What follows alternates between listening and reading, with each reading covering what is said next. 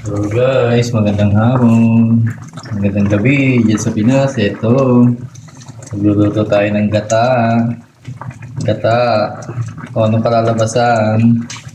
Yan, pinirito natin muna siya ng konti. Ang ating mga manok na Thai part. Yan. Saka natin ginisa sa sibuyas. Nilagyan ng gata. Ngayon, nilagyan natin ng konting paminta.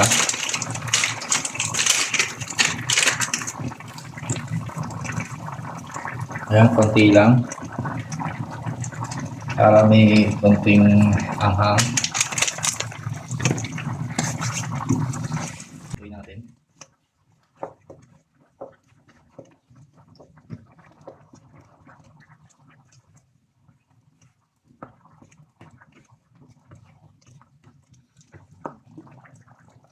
Tapos, lagyan natin ng itong beef nor. Yan, kahit isa lang. Para kahit manok siya, maglasa-lasa naman siya ng kaunti. Yan. Hanggat maaga, ilagay na natin para nanunot ang sustansya. Ayan pala yung nabili nating gata sa Lidl. Ayan, may itsura. Ilagay natin para malusaw itong beef. Hindi na natin siya ganun kaya, hindi na natin kailangan palambutin ng gusto ang manok dahil yan pinakulo ko na at pinirito ng konti bagya. Bali isasama na natin ngayon mga ricado na lang. Tapos ilalagay natin konting oyster sauce para kinalabasan niya yung gata na may ikan. Lagyan natin siyang oyster sauce. Naubos na yung oyster sauce natin. Ayan, okay na yan guys. Para sa lalo.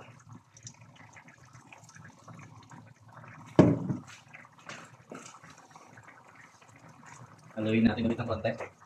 Para nangangamoy na. Hindi pa dyan nagtatapos guys. Meron pa tayo lalagyan ng ingredients niya. Ganyan lang kasimple magkata. Guys, di nga pala tayo maglalagay ng sili. Dahil wala tayo nabili ng sili sa pan. Walang sili pula. Ngayon po, ilalagay na natin yung bagoong. Ayan, galing pang Pinas. Galing Pinas, napunta dito sa Europe. So tayo, konti lang po ilalagay natin. Masyadong sweet kasi ito. Isang kutsara lang. Ayan, okay na yan. Ayan, ganyan lang karami. Para lang lumasa.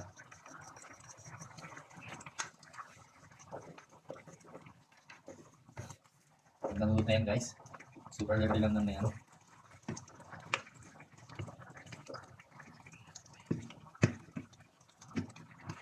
Yan na, kumukulay na.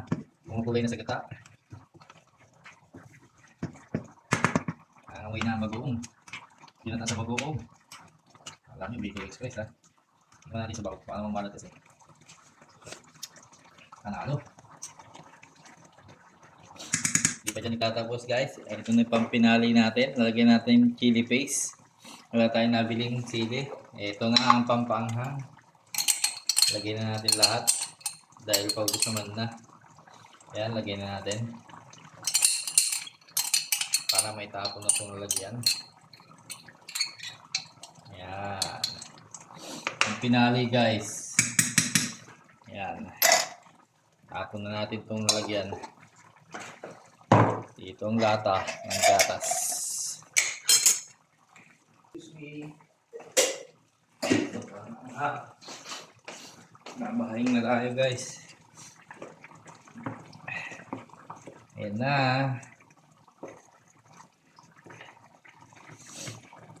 Kulay na siya. Diba spicy na. Papaigihin na lang natin to guys. Dahil ito, complete ricado na po siya. Malasa na yan. Papatuyuin na lang natin ng konti. Para kumapit yung mga nilagay natin ingredients. Konti lang naman, kailangan may sabaw. Para kahit pa paano pag kumain tayo may nakuha tayo sabaw.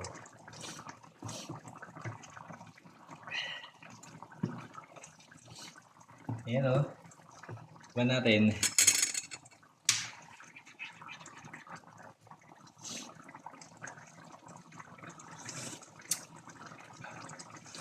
Panalo. Mahang.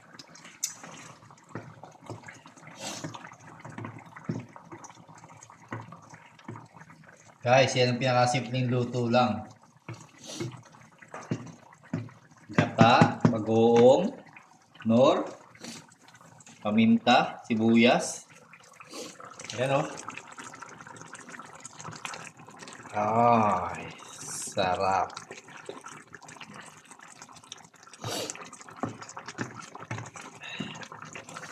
Oo. Ganito na lang guys. Ayan, simple lang yung mga rekado natin. No? Ayan o. Yan. Yan lang. Yan lang. Panalo na. O. O, chili paste, paminta, oyster sauce, bagoong. Saka ito. Pinirito. Saka sibuyas. Pinirito muna. Saka pinakuluan. Pinirito. Saka yan. Gisa-gisa lang. Okay na. Talo na. Sarap ng sabaw. Anghang. Kung wala kayong mabiling sili, ayan, chili paste lang. Katalo na. Ganito na lang guys. Sabayu. Paalam.